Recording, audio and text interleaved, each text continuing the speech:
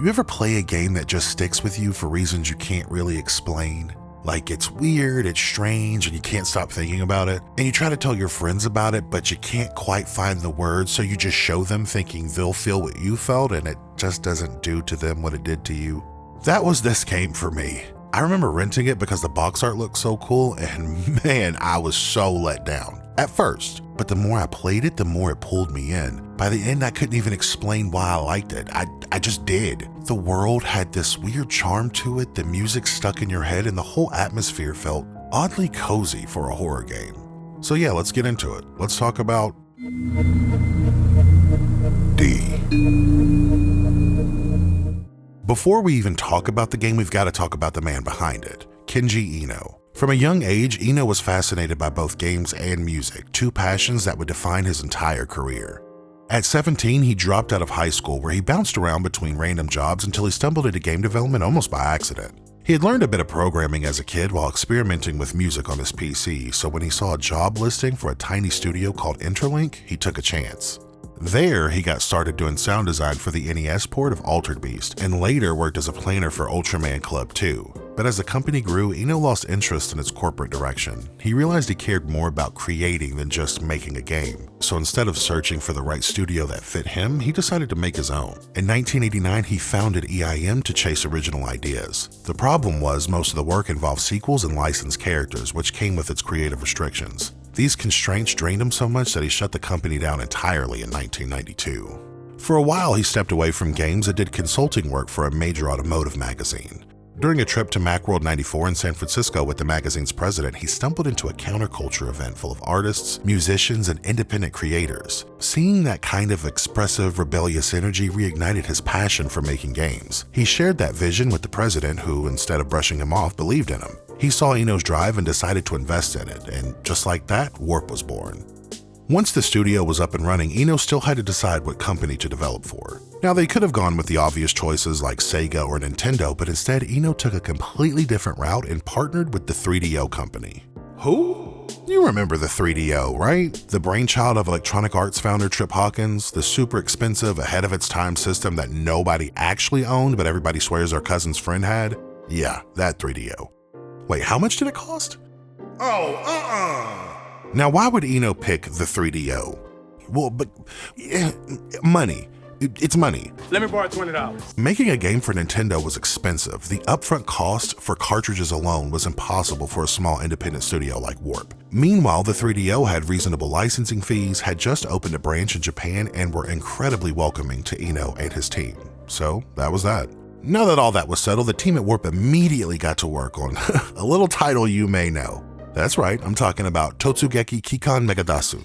The meat and potatoes of this game is this 1v1 robot battle mode where you can fight against a friend or the computer, but there's a lot more going on than that. The whole thing is set up like you're flipping through TV channels and every station throws something different at you. One moment you're brawling with robots, the next you're playing a puzzle game, or for some reason slapping around Oda Nobunaga. I don't really know what's going on here, but it's fun. There's also a teaser for D on here as well, showing that they were already deep into development, which leads us to our next game, Tripped. Tripped was Warp's take on the falling block puzzle formula. It's bright, it's weird, and it's fun. You know, releasing these smaller, more casual games and then following them up with something as dark as D might seem jarring, but it was all a part of Kenji Eno's development philosophy. He believed in balance. If Warp only made games like D, they'd end up boxed in, known as the horror studio, and that's exactly what Eno wanted to avoid, both for himself and his team. But as fun as those smaller games were, they weren't exactly game changers. If Warp was going to survive, they needed something big, a project that would either make or break them, and that project was D. In terms of its development, D can be broken down into 3 different phases. Phase 1 was the game itself, a straightforward puzzle-solving adventure built entirely around pre-rendered FMV environments. Nothing too wild yet, just a stylish, atmospheric project with a focus on exploration and puzzles. Phase 2 was adding the story, giving the game a narrative that would drive the player forward and make the experience feel more meaningful. But as the game neared completion, the team realized something. It was a little boring. It needed something extra, something with a little more bite. Phase 3 brought that bite. the gore and violence. I won't spoil what those scenes are just yet because I'm going to be talking about them later, but just know that they were shocking.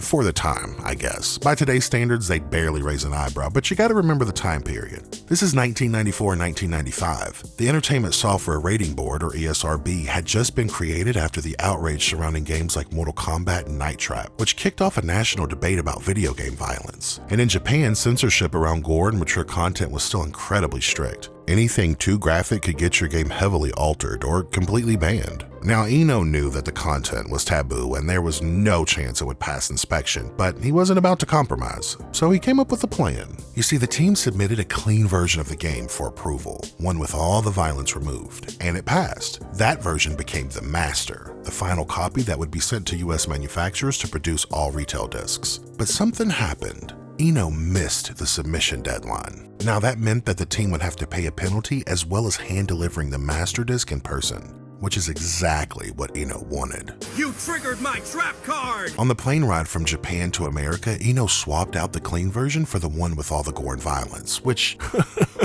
that's some smooth ass shit right there. Like, I wish I was crafty enough to even think to pull something like that off. It was also a pretty gutsy move. If anyone had found out, the whole project could have been shut down, and his relationship with 3DO could have been over before the game even hit shelves. But the gamble worked. The uncensored game launched in Japan on April 1st, 1995, followed by a US release not long after, and it was a hit. The game reviewed and sold really well in Japan. Over in the States, sales were more modest, but D found its audience. It built up a strong cult following among players who appreciated what the game was offering. It did well enough to earn ports on both the Sega Saturn and the PlayStation, though the PlayStation version brought its own set of problems. That version was set to be published by Acclaim and manufactured by Sony with around 100,000 units already ordered, but Sony prioritized their own titles, telling Eno they were only able to produce about 40,000, but in reality less than that, producing around 28,000 copies, far short of what was promised. That shortage frustrated him so much that during a Sony event, he announced his next game would release exclusively on the Sega Saturn. And true to his word, Warp's later titles, Enemy Zero and D2, would both be Sega exclusives.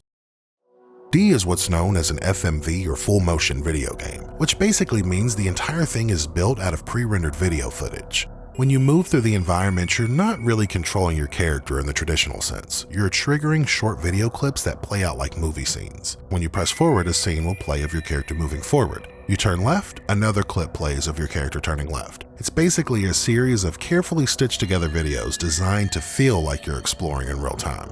Everything after that is fairly straightforward. At its core, D is a puzzle-solving adventure. As you explore this massive castle, you'll solve puzzles like finding keys, matching symbols, flipping switches, all that good stuff. What makes D stand out is that the entire game unfolds in real time. You've got 2 in-game hours to finish, with no saves and no retries. If you run out of time, it's game over. But don't worry, the 2-hour window is more than enough time to reach the end if you stay focused. It's less about rushing and more about keeping the tension high, making every decision feel like it really matters. Alright, let's dive into the story. Let's set the mood real quick. On a quiet night in 1997, a hospital near downtown Los Angeles became the scene of something unimaginable. What should have been just another routine evening of late-night check-ins and nurses making their rounds instead turned into the site of a gruesome mass murder. And at the center of this tragedy stands a name no one expected to hear: Dr. Richter Harris, a nationally respected physician and the director of the hospital. But on this night, Harris turned on both patients and staff, killing indiscriminately, leaving bodies scattered throughout the facility. He's armed, holding an unknown number of hostages, and is unreachable. And while law enforcement prepares for the worst, someone else arrives. Not an officer, not a negotiator, but his daughter, Laura. When she heard the news, Laura returned from school immediately, desperate, shaken, and hoping that maybe the reports were wrong. Maybe there had been some kind of mistake. But as she stepped into the dimly lit corridors of the hospital, that hope vanished. As Laura moved deeper into the hospital, following the trail of silence and destruction, she stumbled into something she couldn't explain. I don't know what the hell you would call this really, a distortion? A liquid-like rip in the world. And before she could make sense of it, before she could turn back or call out, the distortion swallowed her. And in an instant, the hospital around her warped and melted away, reshaping itself into a Gothic dining hall. Right away, this dining room does a great job of setting the mood for D. It's dark, but not oppressive. Vacant, but not empty. and the only thing breaking the silence is that eerie music in the background. It's all really simple on its own, but together it makes this whole place feel slightly off, just uneasy enough to let you know that you're in for something strange. Now before we start poking around, let's take a quick look at our inventory. We've only got 2 items to work with. First is our watch, which shows 3 o'clock. Remember, we've got 2 hours to figure out what the hell is going on here, because if we don't before that clock hits 5, it's game over. We've also got a compact.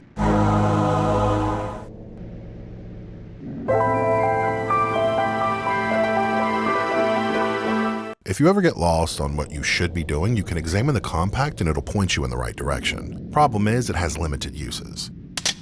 You've got 3 times to check it for help, because after that third,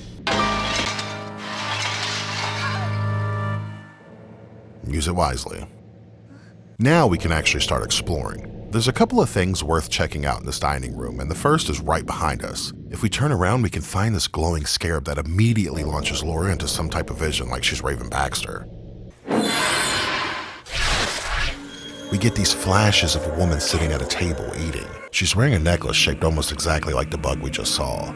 Then the tone shifts. The woman suddenly backs away, hands up like she's scared, trying to defend herself. Before we can piece together what any of this means, the vision cuts out and drops us right back into the dining hall. Moving deeper in, we can check the dining table where this bowl full of water sits. Examining it triggers a cutscene. Oh my God, that's sick. Let me see it again. A few steps forward and we get a visit from the person who started all this. Laura, this is your father.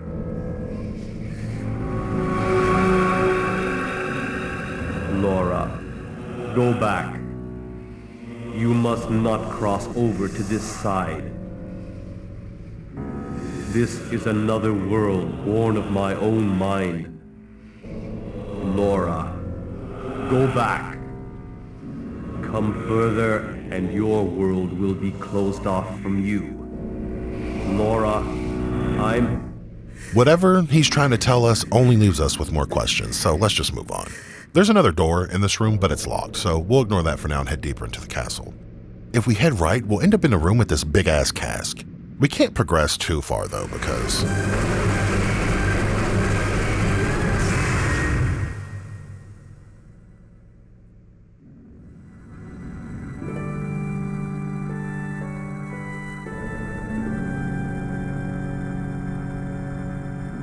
so let's just turn back around and head upstairs.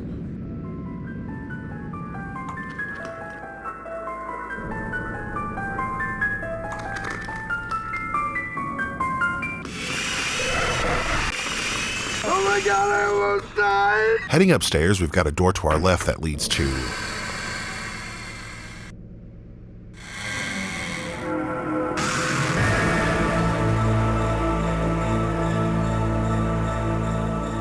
spikes on the door, and the room is just spikes.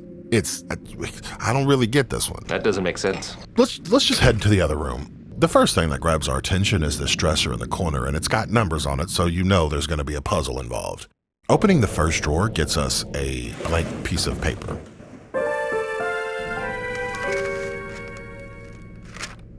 All the other drawers are empty, so you can ignore them, for now. Another thing we need is hanging out in the fireplace. This key works on the locked door in the dining room, but first let's place that piece of paper in the water bowl.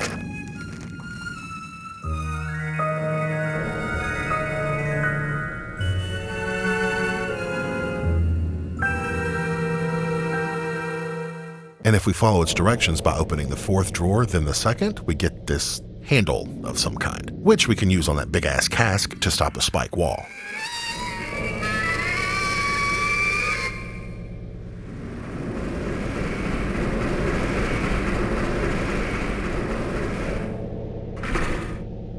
Now we can take the stairs down, but the door is locked. But on that door, we see the number 78. No idea what it means now, but just hold on to that number because we're going to need it later. Now we can use the fireplace key to unlock the dining room door. Inside is this extremely cold stone room with a corpse chained up, its arm jammed straight into the wall. Not much to actually do in here, but in the next room we find this I don't know what you'd call this, some type of like crank operated number box, like a safe. Oh yeah, I think this is definitely a safe. And it wants a code. And thankfully the puzzle here is pretty simple. We just need to make 78, the number we saw on the door earlier. So we pull the lever once to get our first digit, 7, easy enough. The second number is where things get a little tricky. We can't just stop it on 8 because the number keeps moving after you stop it, moving forward based on whatever the first number is. Since the first number is 7, wherever we stop it, it's going to move 7 more spaces. So instead of stopping it on 8, we need to stop it on 1, letting it tick forward those 7 spots to land exactly on 8. Boom, puzzle solved.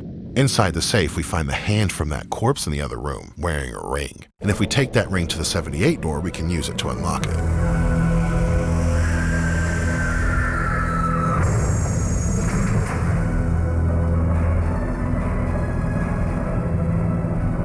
Hey, we are making some progress, but you know, what would a horror game be if there wasn't a scene where we had to run away from a boulder?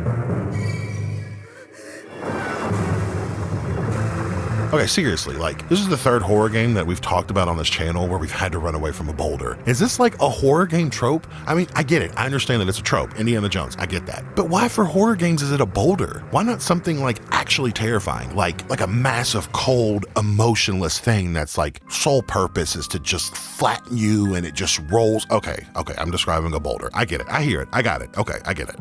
After avoiding the boulder, we end up in this bedroom, I guess? The first thing that catches our eye, of course, is this giant picture mounted over the fireplace. But before we check that out, we're gonna hang it right and poke around on this desk sitting off to the side where we find another one of them trippy beetles.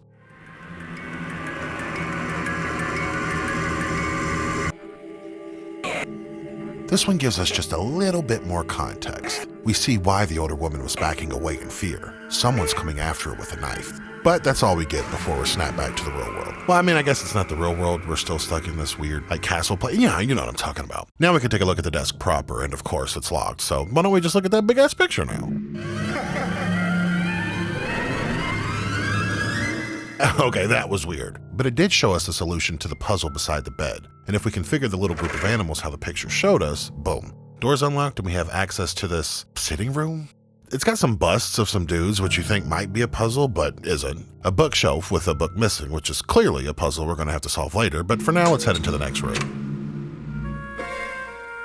There's an awful lot of, who put all these corpses in this room? It's another one. One of them has a key in their hand that they're holding onto for dear life, which is impressive, all things considered. But a few solid smacks against the ground will loosen that death grip. With this key, we'll be able to open the bug drawer, which gives us the book that we can use on that bookshelf. But before we can, Laura's father interrupts again. Laura, what are you doing? Go back. Now. Laura, you can't stop me. Leave the hospital. Quickly. He tells us he can't be stopped, and if we don't leave, we'll be stuck in this world forever. And it's like, okay, you know, I would love to leave, but there isn't exactly an exit door here, buddy. Why don't you just point the way out? No? You're just gonna vanish again? Okay, that's fine, whatever. Placing the book on the bookshelf reveals a hidden passage that leads us to the rotating room. Towards the center is this large mechanical wheel that we'll be using to spin the entire chamber, hence the name. This is the part that's probably gonna take you the longest to get through. It was for me. There's 4 rooms that we need to visit, but there's more than 4. There's like 12 rooms maybe? So most of the time you're gonna get a concrete wall. I never committed the actual room's locations to memory, so there was a lot of turning on my end. It's really not that difficult here, it's just time consuming, but still not enough to... Laura, soon I will no longer be the man you know. Okay, if this is you interrupting our progress again to tell us the same stupid you gotta get out of here shit you've been saying, I'm gonna lose it. Quickly, before that happens, you must leave here. And you know, it is nice that he's trying to protect his daughter, but it's like, bro, you are doing a terrible job. One of the first rooms we'll actually be able to enter is a room that has this hole in it. In the hole is a treasure chest, but it's unreachable. But at least we have a goal to move towards now. The next room will take us to this kind of creepy outdoor garden area. Out here, we'll find a door that we don't have a key for, a statue puzzle that we don't have the answers to, and a water fountain. There's also another beetle on the water fountain, which triggers another vision.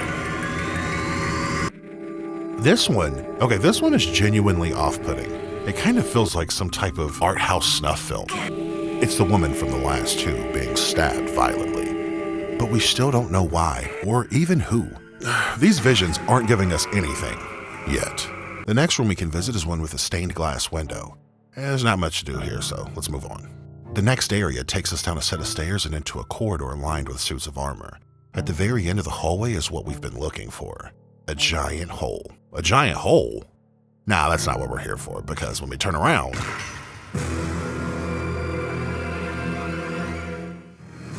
this is where things kick off.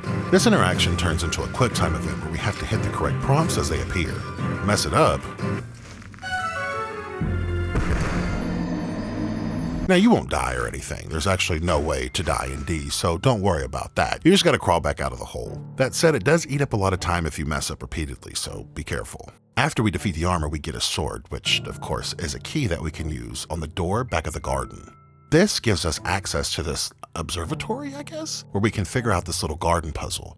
Remember those two statues near the fountain? Remember what astrological sign they were? I bet you don't. You know, it's fine. Don't worry about it. Don't worry about it. I got you. It's Aquarius and Sagittarius, so we got to find the corresponding symbol, pull the lever, and look through the telescope to find the right color.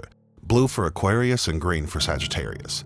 We'll head back down to the statues, push the button that corresponds with the color, and boom.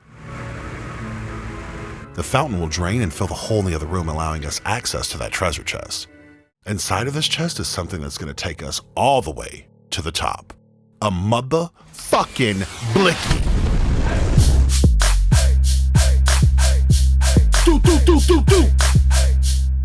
Before we can make it out of this room, Laura's father shows up again. Soon, I will be transformed. When that happens, my new self will have need of you. This other self is one I cannot control. It is he who has done these horrible things. Laura, leave here.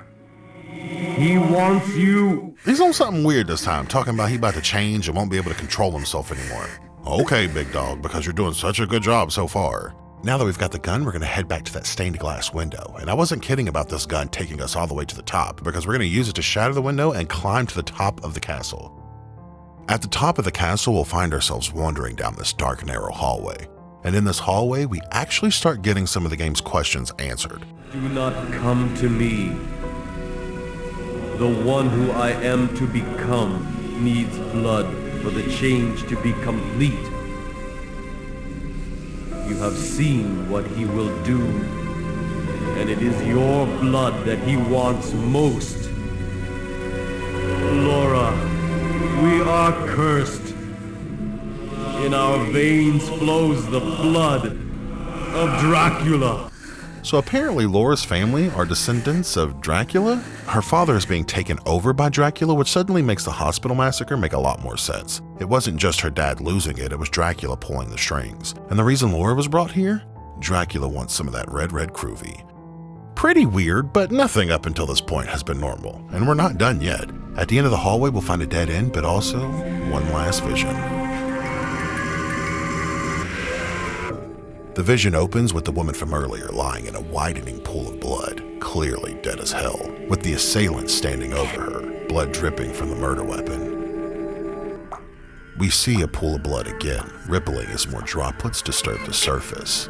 The attacker is now holding the woman's severed arm. It isn't Dracula. It isn't a monster. It's Laura, eating the woman's severed arm. This reveal reframes the entire narrative. Suddenly, Laura is no longer simply a victim trapped in this nightmare. She's now implicated in it. This shift immediately raises a host of unsettling questions, but sitting here isn't going to get us any closer to those answers, so let's move on. Both ends of this hallway are dead ends, but in the middle there's actually a secret passage.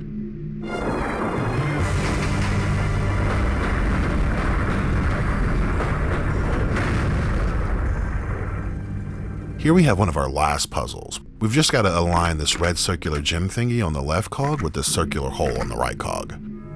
Solving this will open a pathway to a set of stairs that lead to a portrait of the woman from the visions, the woman Laura murdered. Seeing this triggers some type of reaction in Laura, causing her to traverse through some type of metaphysical tunnel like she's about to fight Sephiroth for the final time. At the end of the tunnel, Laura comes face to face with her father, who finally explains everything to us. Laura, in our veins flows the blood of Dracula. The time of change comes to all of his blood. It starts with lust for the strange. Then comes the desire for human flesh. What are you talking about? Yes, Laura. That time came for you as well. I erased the memory, so you have forgotten. When Dracula took control of you, with those very hands you killed your mother. The woman from the visions, the one Laura murdered and ate, was in fact her mother. But it wasn't her fault. She was under Dracula's control. Now we get to watch as her father loses control and begins his transformation. I want your flesh, Laura. Listen to what I say. It is your flesh that I need, just as you needed your mother's. Come to me! We've got two choices here that will dictate which ending we get. Option 1, step forward. Laura gets absorbed and that's the end. Thank you, Laura. Now the transformation will be complete. But Laura, your body will not be wasted. Your flesh and blood will join with mine, and we will live forever as Dracula. Laura! Credits roll, we get some creepy music and... Brother, what the hell is that noise? Ew! This, of course, is the bad ending. If we want the good ending, go with option 2. Pull that gun out and start blasting.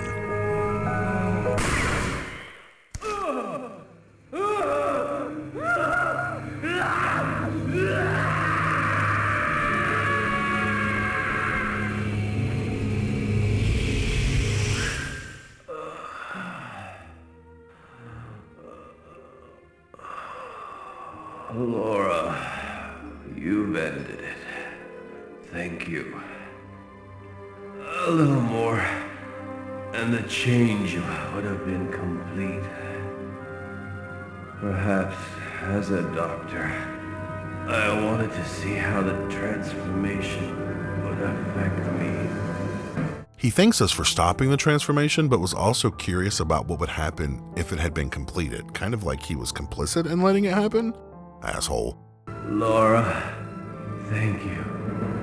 I love you. My last wish is that... Got it. I'm dead.